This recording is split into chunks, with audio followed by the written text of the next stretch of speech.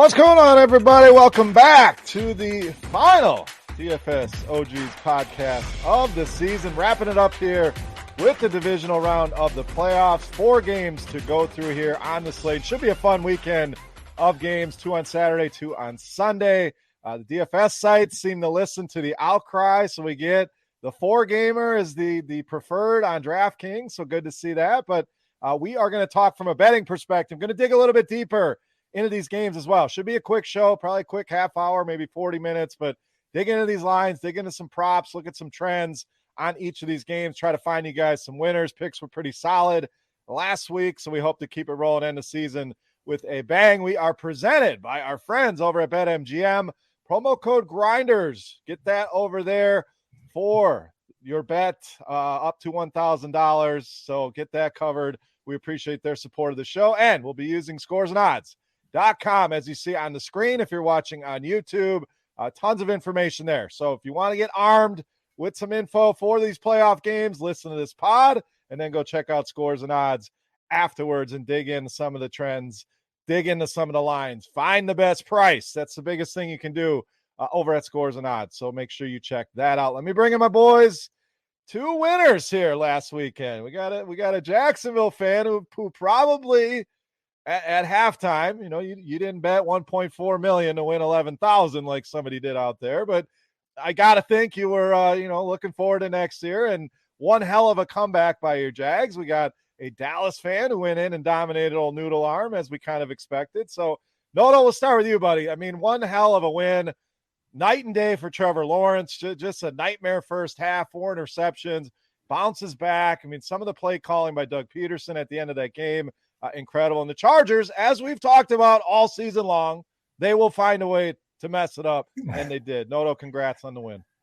Yeah, it was something. I was at some friend's house, and luckily I was over there. I probably would have turned the game off, gone to bed, and wept in my sorrows. But, it was probably more of a Chargers loss than a Jags win, but we will take it any way we can get it. And, you mentioned some of the play calls there at the end. Going for 2 when they could have just cut the lead to 3 with an extra point. I thought that was, pretty impressive. You had, Trevor Lawrence doing the Air Jordan over the goal line. That was kind of cool.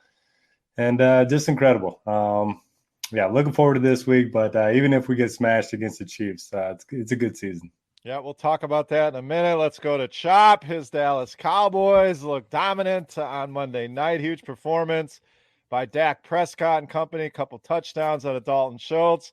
Now, Chop, have you been out there practicing your kicking skills? Because that obviously an issue, man. I mean, I was on the over in that game at 45.5. It's sitting at 45. This guy makes one of those, the over cashes. I'm sure there's a lot of people out there that affected. Maybe people were on the under, and they were loving those missed extra points. But outside of that, Chop, I mean, just a dominant performance against a team that we thought was overrated, a losing record, and it showed. Tampa Bay just got smacked there by your Cowboys. They'll hit the road to San Francisco. We'll get to that game as well. But congrats on the Cowboys moving on. Yeah, good game. Appreciate that. And it's a little bit troublesome to watch that kicker miss all those points. I need to give him the phone number to my old high school kicker, Rory Walker, man. That dude never missed. So I don't know, man. It's disturbing. But what's disturbing is if this thing comes down to a field goal. And so hope he doesn't have the yips. I hope he's over it. But, it was a good game. Nice game, man. Didn't have to sweat it too much. Yeah, no sweat at all in that one for sure. So, all right, let's dig into these games again. 2 on Saturday, 2 on Sunday. We'll start with Noto's Jacksonville Jags hitting the road, taking on the Kansas City Chiefs. Opened at Kansas City minus 8.5. That has stayed steady here at BetMGM. Totals ticked up a little bit, opened at 51.5. That has gone to 53. As far as some of the betting splits, and again, some of the information you can find on Scores and Odds, and this is early. This is fluid. This changes. So don't put too much stock in it now, but something to keep an eye on.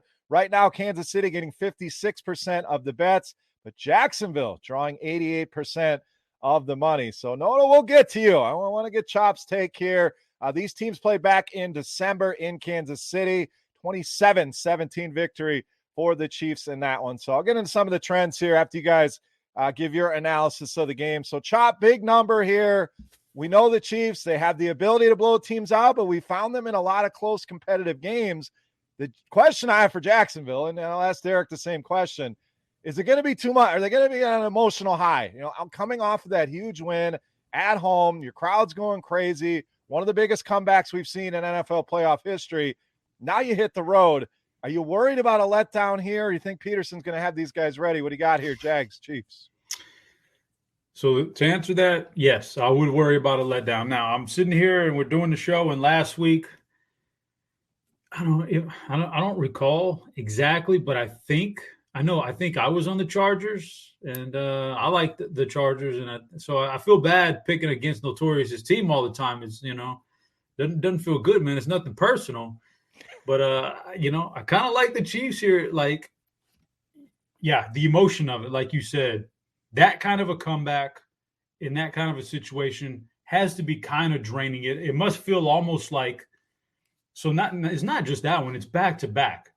They beat Tennessee to squeak into the playoffs in a fourth quarter defensive rally, and then they come back this time, and then they overcome the 27 point. It's got to feel like a total letdown almost. And now you're going on the road to one of the toughest environments to play in the playoffs. Kansas always has been.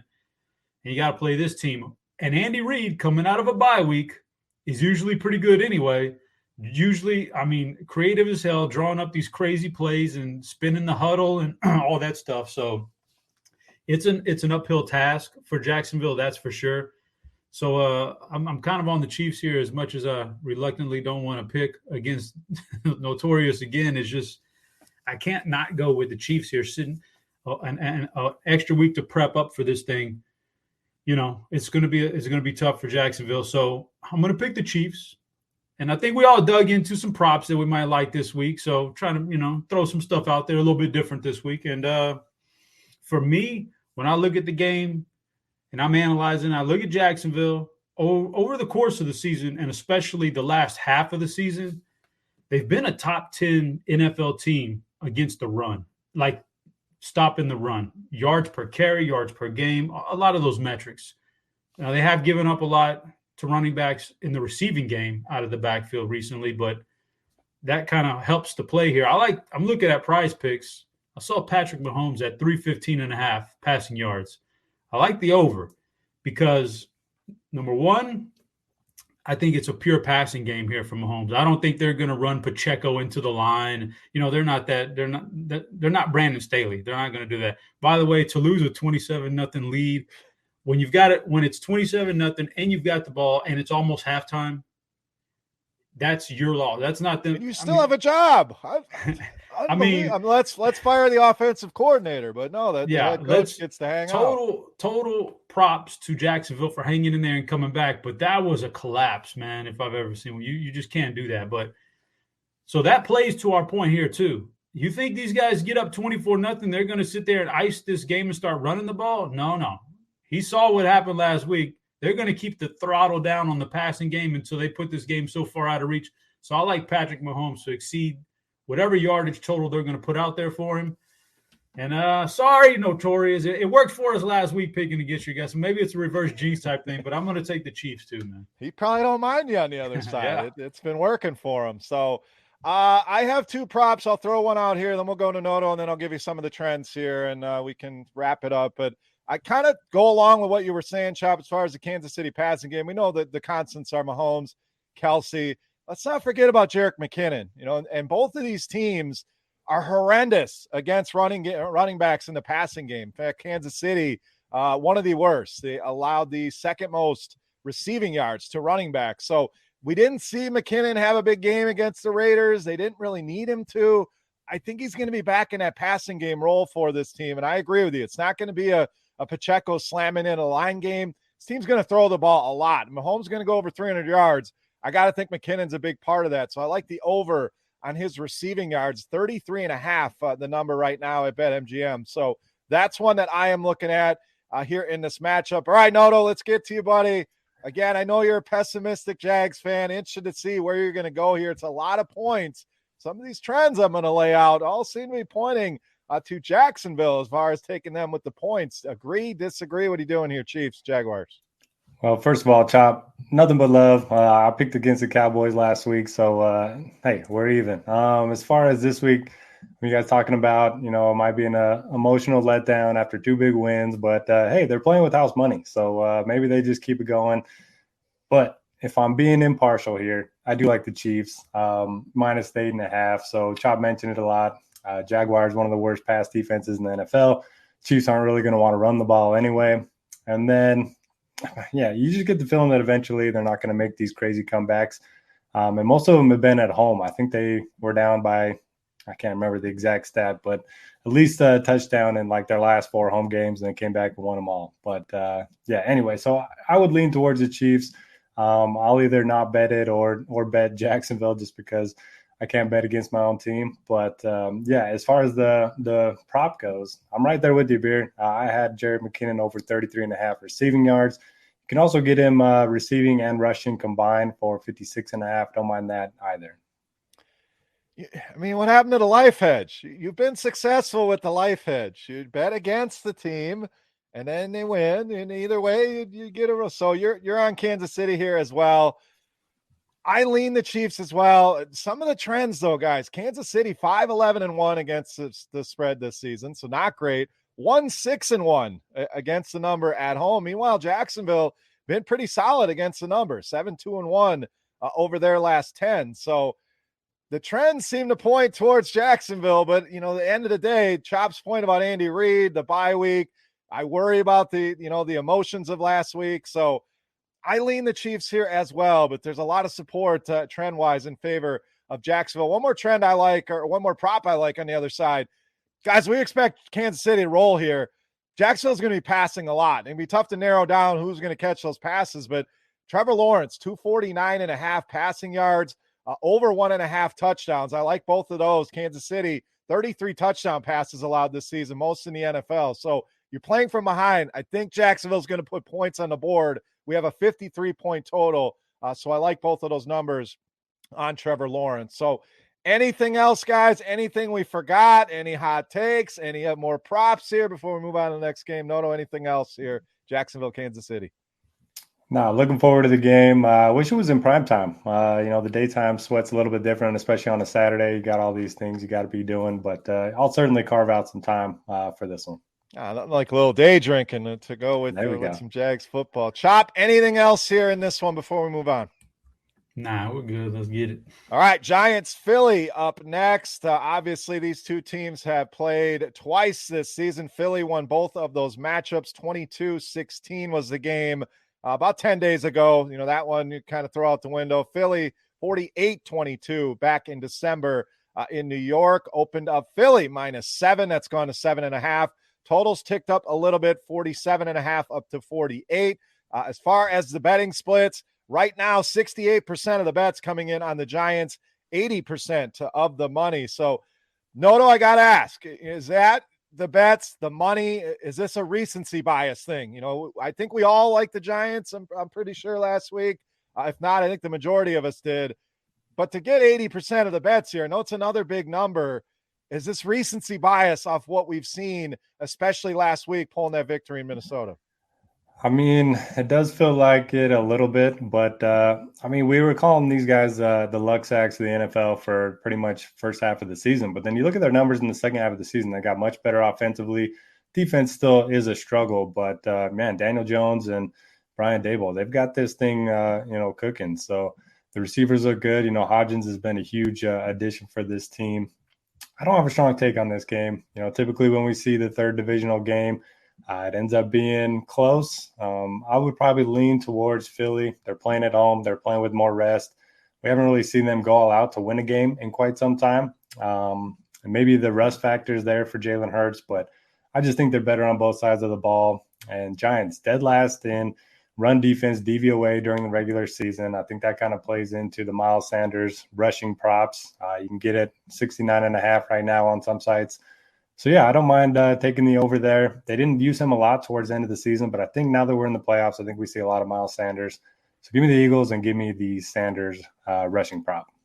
All right, yeah, I like that one. I think a lot of people are going to forget about Miles Sanders and are worried about the other running backs. It is always a concern there that they're going to use multiple running backs, but Don't hate that one. Now, the Giants been very good against the number this season, 14-4, 7-1 against the spread on the road. They've covered 8 of their last 10. Philly, just 8-9 against the spread this season, but 6-3 at home, just 3-7 against the number their last 10. Now, some of that, we know Jalen Hurts was out here. So, Chop, your thoughts here. This is your division. 3 teams from the NFC East moving on here. Another big spread here.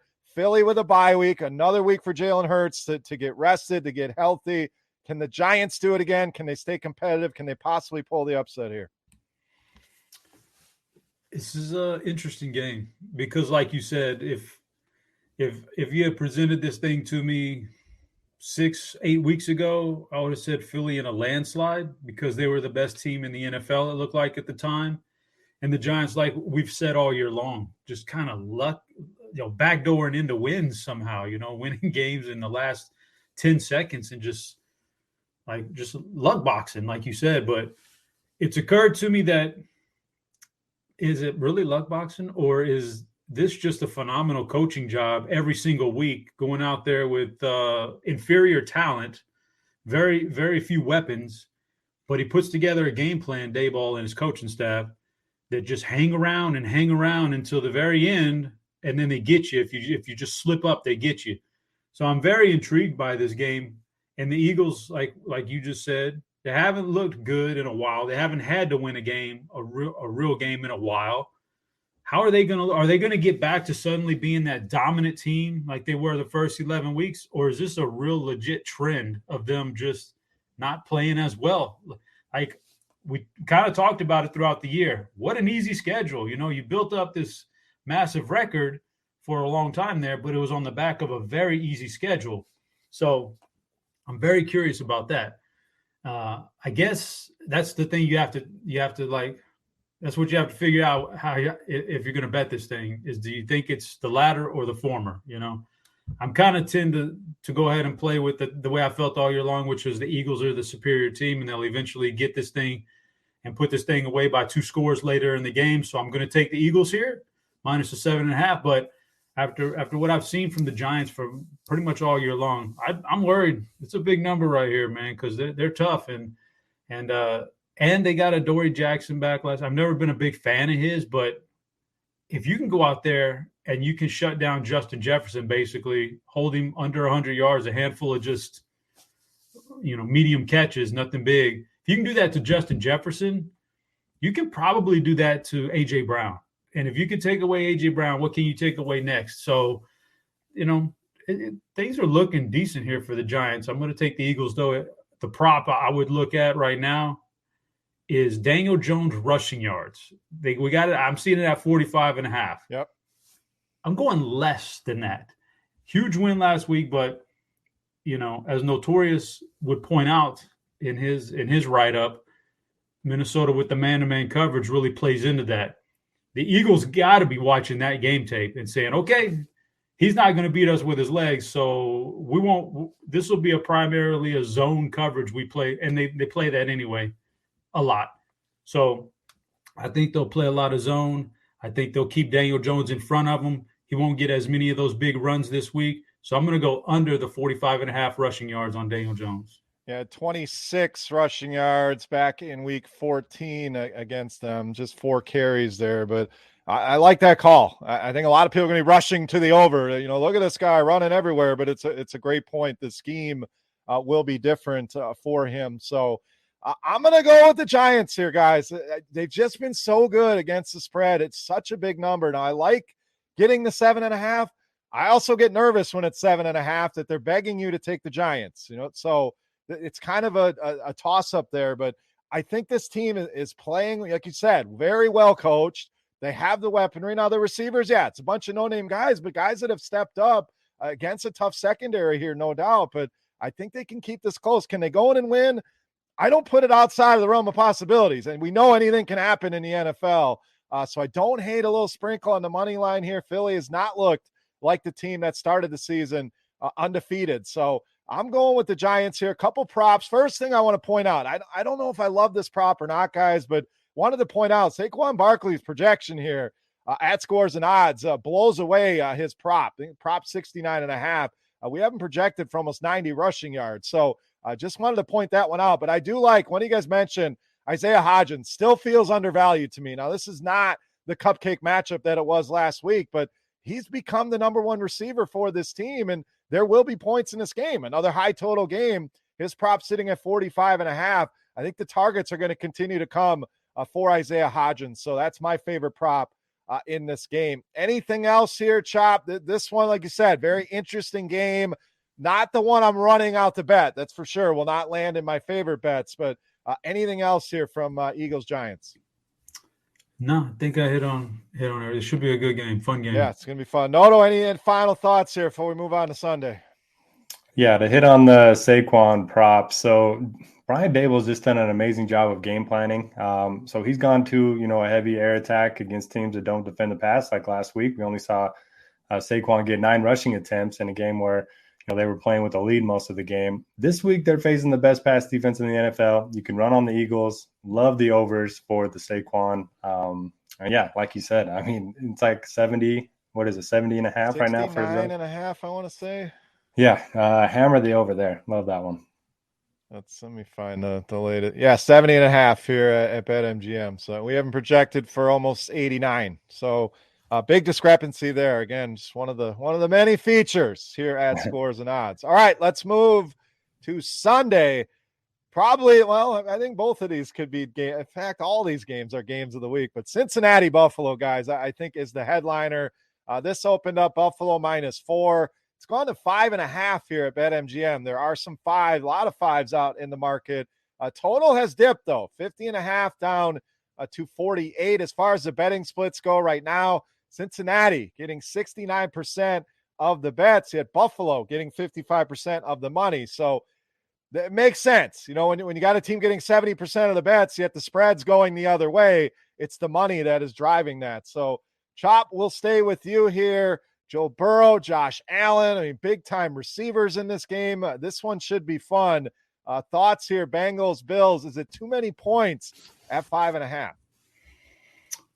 Yeah, this is the rematch from a couple of weeks ago when we thought that was going to decide home field advantage and stuff. So it's going to be a little weird kind of watching these guys get back out there, yet at the same time, okay, because let's stop at that real quick. Okay. Did you guys think the Bengals got screwed on this deal? I mean, if they win that game against Buffalo, they basically have the same record. So should this have not been a neutral site game as well? Did the NFL mess this up, Chop? Or it is what it is, and they got more wins, and that's it?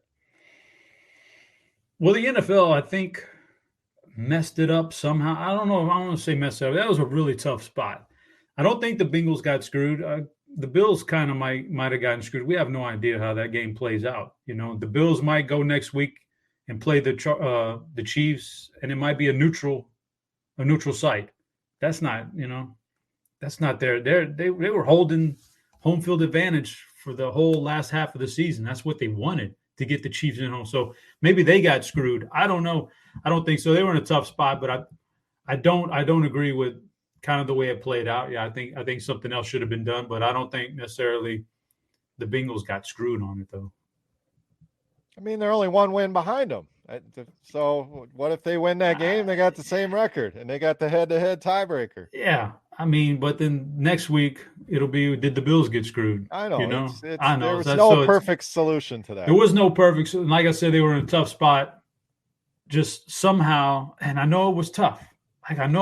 Now, if we'd have known at the time he's going to be fine. Like if you could say that, oh, okay, DeMar's going to be fine. He's going to be perfect in 2 weeks, up and moving around and doing that. Then you could have played that game out somehow. And I think ultimately they should have found a way to make this game happen, even if it was pushing the entire season back 1 week and just letting these guys go solo 1 week, Like it's a weird thing to say now, but I think they could have done something else, but it is what it is now. I'm like, I don't know. Can't do nothing about it. No, any thoughts on that? The Bengals get screwed. I mean, again, the NFL, it was in a tough spot with this whole thing. Yeah, I don't think they got screwed. I mean, one fewer win, and they didn't play the game, so you can't really award them an extra win. And then it would be kind of against the Bills, who as Chop said, might get screwed a little bit next week. So impossible situation, but I think it's fair. All right, let's get into the game here. A couple trends. Cincinnati been very good against the spread this season, guys. 12-4-1, 7-2 against the number on the road. Buffalo just 3-5 against the spread at home and 4-6 against the number over their last 10. So, Chop, those trends point to Cincinnati here. We know Buffalo very good at home, 4 overs in a row at home, 5 of the last 6 as well. So I think they'll be scoring in this one, Chop. So my first question, this total dropping from 50.5 to 48, a little head scratching. I like the over in this game, but that number dropping 2.5 points, pretty significant drop. Yeah, it's an interesting spot, man. Like, I don't even know what to make of all that. Like, I'm when I look at the Bills. So can I tell you, like, watching those games last week, you get the island games, and I know some guys don't like that. I heard a lot on Twitter. I can't believe people watch these games. Where's Red Zone? Like, I get it, but I don't mind watching the island games. Like this stuff that's important like this. I don't mind sitting down and watching. I know there's a lot of commercials, but watching it, I'll take you through my mindset last week. The Bills were one of the first games to play. They were before the Bengals, I said. So the Bills played, and I was watching that. And when Miami was hanging around, taking a lead in the second half, and the Bills would score, and then they let Miami score, I'm sitting there thinking, is this the team I thought that was going to win the Super Bowl? Like, these guys stink, man. They're going to get run out of the building next week. This is terrible, And then you get to the Bengals game later on, and it's like, are you kidding me? These guys are getting beat up by Baltimore and Tyler Huntley, and there's no way they stink. So, like, I don't even know how to, like, handicap it. But I think ultimately, I'm looking at the injury report for the Bengals. I don't see the practice report for today, but I'm going to go with the Bills here, and I'll tell you why. Because I think that finally the Bengals have met their threshold where they just can't cross through on their offensive line injuries. They were already down a couple of guys going into the game last week who I don't think are coming back. I know Lyle Collins is out for the year. I don't think either one of them's coming back. Then you lose your left tackle. I think they lost their left. I think he practiced today. I'll make sure, but I thought I saw that today. Yeah, that's going to be a tough one. I don't think he bounces back this week, so I think he'll be. I just think it'll be too much to overcome ultimately. And when I was watching the game last week against Baltimore, just thinking, man, they're going to have a hard time beating Baltimore here without 3 offensive linemen, and they just didn't look that good. I don't see how it gets better this week going to Buffalo. Joe Burrow's still pretty magical, man, and I don't want to count him out. And he's got some great wide receivers, and I could look foolish because they've played as well as anybody, with the exception of maybe the 49ers, over the last, 7 or 8 weeks. So it might be foolish to count out Joe Burrow, but I think this is the Bills game. I like the Bills minus the 5. And ultimately, let me pull up some prop. I don't see it listed just yet. It's early in the week. As we get closer to game time, you'll start to get like all the props for all the games, like just the silliest stuff you could possibly want to bet on. But when they lay out sacks for this game, I'm taking Buffalo over whatever sacks they get. I think it'll probably be, they probably set it at 2 or 2.5. Buffalo's not a big sack team, but sneakily over the course of the last half of the season, they're top 10 in the NFL in pressures and quarterback hurries. So they're getting there. They just haven't finished the job. If they can get some pressure, they'll get to Joe Burrow several times with this missing offensive line. Not to say, he'll get the ball out of his hands quick. He'll make big plays. It'll be a good game, but I'm going to lean Bills. I'm going to take the over on the Bills sacks. I think the Bills cover, though, man. I just think they're at home, and ultimately, I just think they're the better team. Yeah, I mean, it's a great point on the offensive line. And it's a lot of stuff that the casual person, the casual fantasy player, they don't factor that in enough. So no practice today for Jonah Williams, who is the left tackle. Alex Kappa, the right guard, missed practice here as well. So you're looking at a patchwork offensive line, just 2 of your starters here. So love that call on the sacks. I mean, that's digging deep in the props, Chop. I mean, to come up with a sacks bet, I love that. I didn't find many props I liked in this game. I'm torn on the team bet. I lean the Buffalo Bills as well. Again, that spread moving, the money on their side, the offensive line issues for Cincinnati. And I think Buffalo puts it together here. I think that Miami game was a wake-up call. Like you said, they didn't look great, but neither did the Bengals. And if they don't get that miraculous fumble at the goal line return, who knows? Maybe we're not even talking about the Bengals right now. So, but I do like the over here. I think both of these teams we know are going to put up points. Buffalo feels like a lock to put up 30 points anytime they're at home here in Cincinnati, whether they're forced to or it's just a competitive game. I actually like that this number came down under 50. So over for me on this one. Noto, thoughts here? Buffalo and Cincinnati should be a fun game on Sunday. Yeah, it should be a fun game, and I am not torn on this one. Give me the Bills, and my favorite bet by far of the week. So 2 fluky plays, pretty much changing everybody's thoughts on this game. You mentioned one, the 99-yard touchdown return for the Bengals last week. They probably would have lost that game if that play wouldn't have happened. And then for the Dolphins, I mean, they had a strip sack on Josh Allen, ended up running that back, and that obviously made that game a lot closer. You also look at the box score. The Bills only gave up 231 yards to the Dolphins. Allen got sacked 7 times. He threw 2 interceptions. He had a fumble that was returned for the touchdown, like I mentioned. Then you look at Cincinnati, 4th worst adjusted sack rate in the NFL. I don't think they're going to get nearly as much pressure as the Dolphins did last week. And then you look at the game, that was in the regular season between these two. It was a 3.5-point spread, and that game was in Cincinnati. Now we're getting at a 5 in Buffalo. I think these are the same teams. I think it should definitely be, bigger than a 1.5-point difference going from Cincy to Buffalo. So for all those reasons, I love the spot for the Bills. And I'm with you, Bear. I don't love any props in this one. If I had to pick one, I'll probably just take Diggs over. He's at 80.5 receiving yards right now. Just anytime you get him in a big game, Allen's going to be looking his way. And I think he covered that over in the first quarter of last week's game. Yeah, I mean, even looking at some of the passing stat, we have Josh Allen projected pretty well here at Scores and Odds to go over his total, but now these two teams go up a lot through the air. They're both top half of the league in passing yards allowed. So, it's not a lot jumping out. Again, we'll get more, like Chop said. You'll get access to a lot more, some of the alternate stuff. There'll be some things that pop off, but I don't want to give you some picks just to give you picks. One injury note, Isaiah McKenzie back at practice today. So if you're looking at some fringe Buffalo wide receivers, throw him back in the mix. And no history here really between these teams. We had the game that obviously was shut down. They haven't played each other since 2019. So not much we can go off of as far as trends. All right, let's wrap it up.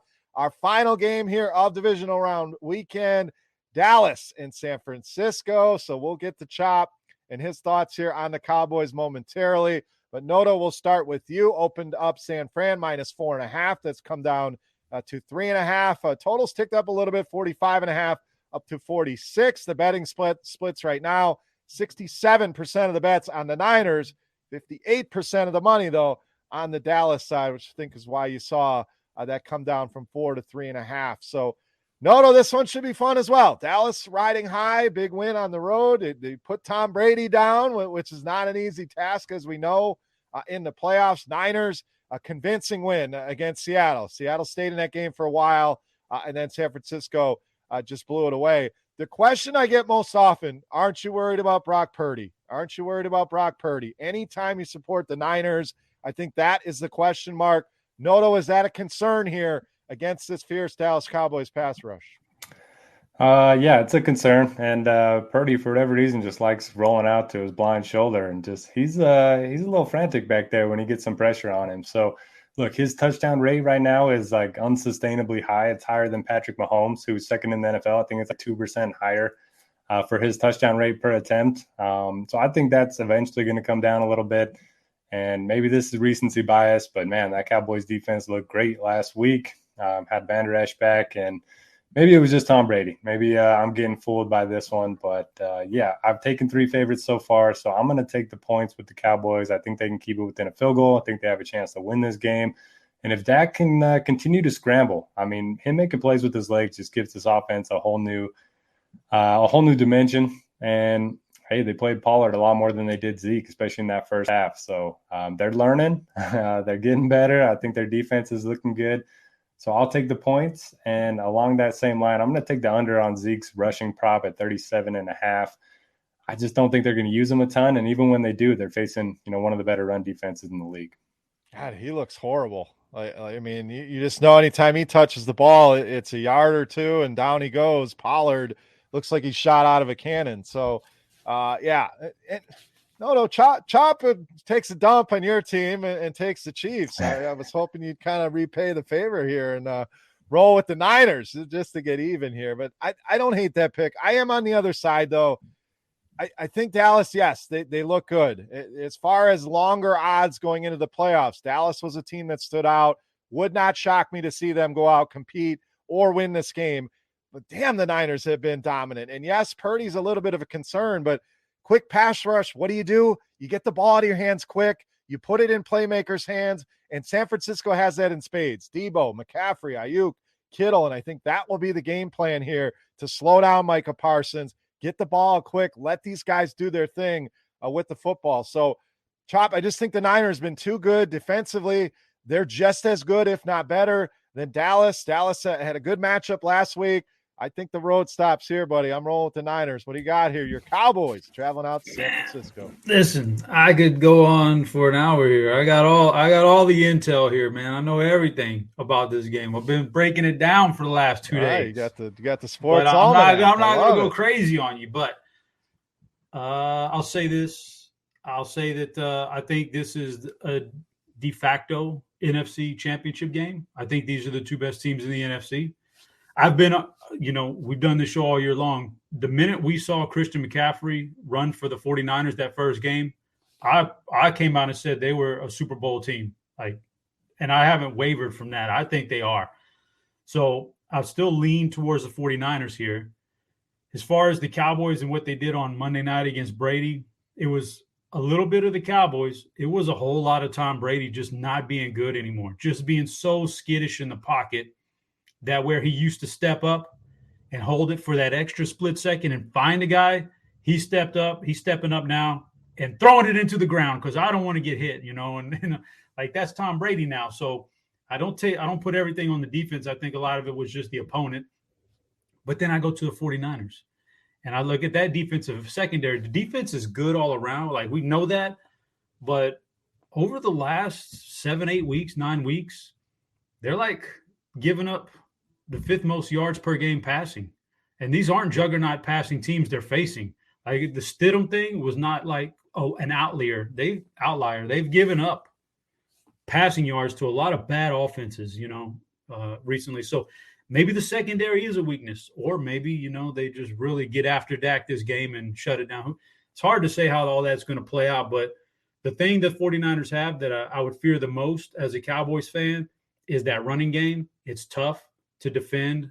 They come at you with, it's not just McCaffrey. The wild card is Debo. They put Debo back there, and he's just tough, man. For the 5 carries he's going to get, it's tough for your defense. So I'd be worried because earlier in the year when it was a pretty big game in Philly, Philly said, we're not going to worry about dropping back against Michael Parsons. We're going to run right at him.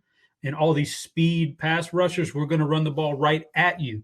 And that's the way you kind of defend that. So I'm worried that the 49ers are going to implement something similar. Then I think about last year. This was the playoff game last year, right? In the wild card round. Yep. This was when you're game planning for that, you're not leaving anything on the table because that's win or go home. So you're seeing what the other team wants to do to you. And both these teams are very similar as to last year, similar personnel and coaching. And what the 49ers did for those first 3 quarters really, just shut down Dak, right? He didn't have an answer for it. They played almost all zone. That's what they did. Play almost all zone and didn't let the running game get loose and didn't let Dak get loose. So he saw it last year. He knows what they want. I don't see why they would go anything different than that because it worked last year. So he kind of saw that last year.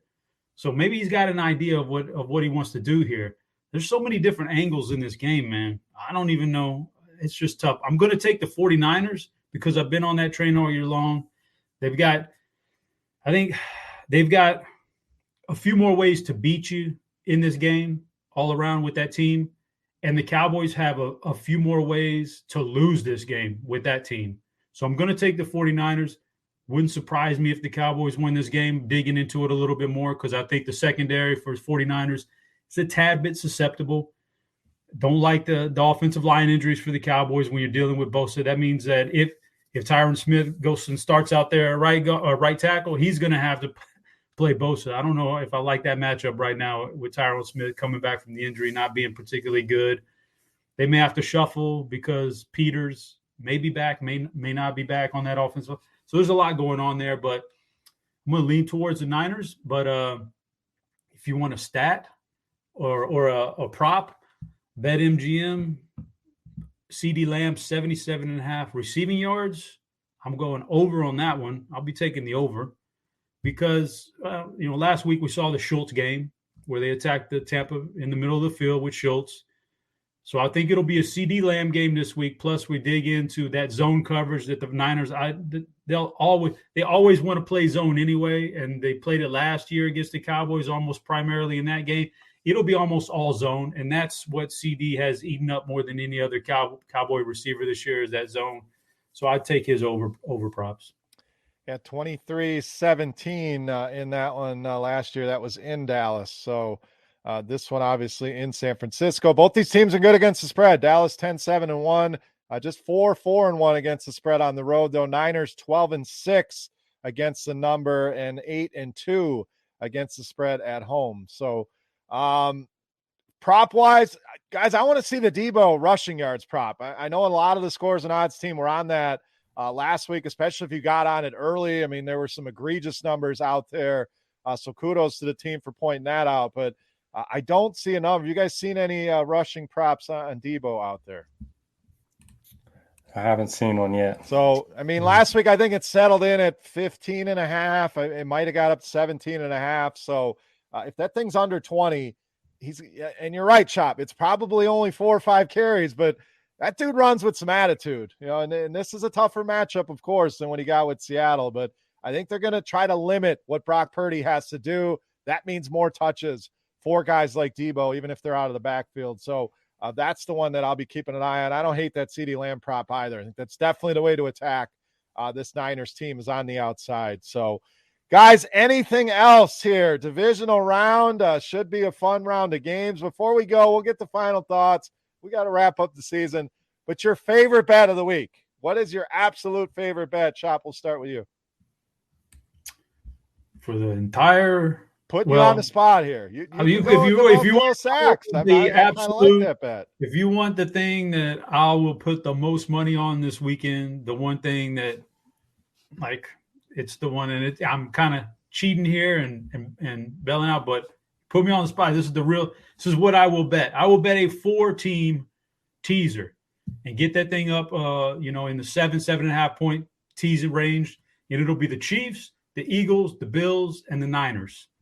And I know you're not, a lot of the guys, you can't tease through 0 on the 9 and all that kind of stuff. But listen, you give me the Niners plus more than a field goal at home. I want that one. Then all the other ones to win the game. That'll get me down to where I just need to win the game. That's the one I really like the most. The game, if you had to twist my arm and I don't love it, it would be the Bills. So I don't know. The sportsbook took a beating on the 3-team teaser that everybody was on last weekend with all them big spreads. So a little teaser talk here on the OG show. No, favorite bet of divisional weekend. Oh, the Bills ruined my teaser from last week. Just needed them to win by 6.5. They were up 17-0. Anyway, the Bills are my favorite bet of the week at -5. I don't mind looking at some alternate spreads there. And one other prop that I just had my eye on, George Kittle under 50.5 receiving yards. So his splits with Debo on and off the field are just drastic. He's just not that involved. He's used as a blocker more. They use him, in the running game a lot more, especially, since Debo's getting some carries. And Dallas allowed the 6th fewest yards to tight ends as well during the regular season. So I like the under on that one. What about you, Bear? What's your favorite? My favorite bet is probably the over in the Cincy-Buffalo game. Buffalo is going to put points on the board. Last week I loved just their team total. Didn't want to worry about Miami. Miami ends up putting a ton of points on the board. I think we get a shootout, and both these teams love to throw the ball. So a lot of game stoppages with them incomplete passes rather than running the ball. So, yes, it's come down. A little nervous about that, but under 50, I think over in that Buffalo-Cincinnati game.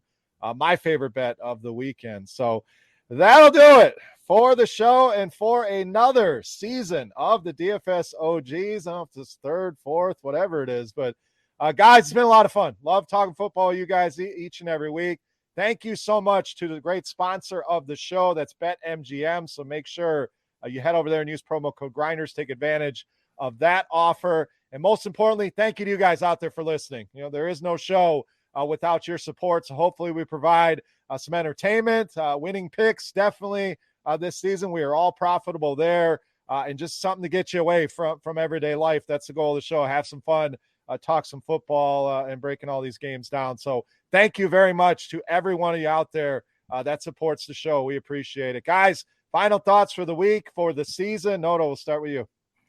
Yeah, go Jags, go Cowboys. Maybe if they both win, we'll have to run it back or something. Maybe me and Chop will do a special Super Bowl show. Yeah, there you go. But no, like you said, thanks to everybody for listening. This show's a lot of fun. It's going to be a long, 7 or 8 months without it, and then we'll get back to it. Hopefully they bring us back. But yeah, it's been a lot of fun. Hopefully everybody enjoys it, and gonna miss you, dude. We'll see. We've been playing on the franchise tag here for a couple years, so we'll see if they re-up us, and we'll have to see what the average salary of the podcasts are out there. We may have to up the rates a little bit on these guys. Chop, final thoughts here for the weekend, for the season, buddy. What do you got? Should be a great weekend of games, as it usually is this time of year. Looking forward to it. Pretty crazy that the Jags and the Cowboys are still alive in the final 4 games. So that's pretty fun stuff. And it's been a fun year.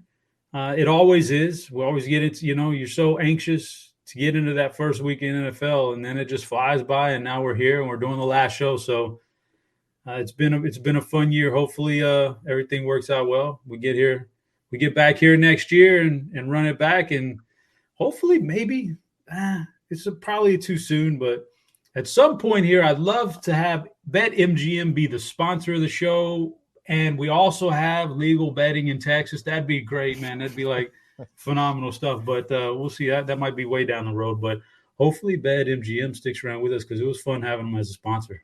Yeah, for sure. I want to look into some contests, some betting contests even with the listeners. So we got some time to put that together. If you have any suggestions, reach out to any of us on anything here with the show. We want to cater it. What do you guys want to hear? There's a million shows out there. We want to give you what you guys want to hear. So any suggestions, reach out to me or these guys, and we'd love to implement that in the show. Excuse me. So that'll do it.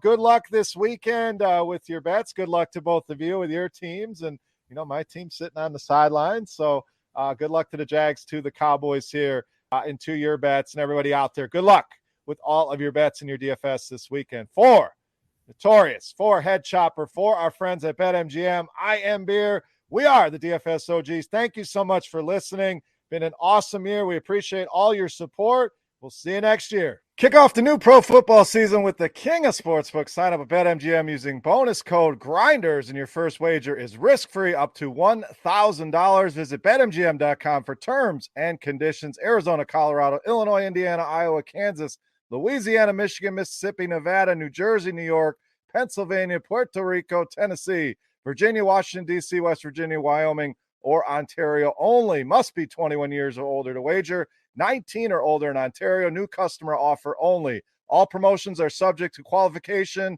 and eligibility requirements. Rewards issued as non-withdrawable free bets or site credit. Free bets expire 7 days from issuance. Excludes Michigan disassociated persons. Please gamble responsibly. Gambling problem? Call 1-800-NEXT-STEP in Arizona, 1-800-522-4700 in Colorado, D.C., Kansas, Louisiana, Nevada, Wyoming, or Virginia, 1-800-270-7117 for confidential help in Michigan, 1-800-GAMBLER in Indiana, Maryland, New Jersey, or West Virginia, 1-800-BETS-OFF in Iowa, 1-800-981-0023 in Puerto Rico. Call 877-8-HOPE-NY or text HOPE-NY in New York. Call or text the Tennessee Red Line at 800-889-9789 in Tennessee, or call 1-888-777 9696 in Mississippi and Ontario. If you have any questions or concerns about your gambling or someone close to you, please contact Connects Ontario at 1-866-531-2600 to speak to an advisor free of charge. Sports betting is void in Georgia, Hawaii, Ohio, and Utah, and other states where prohibited. Promotional offers not available in Nevada and New York.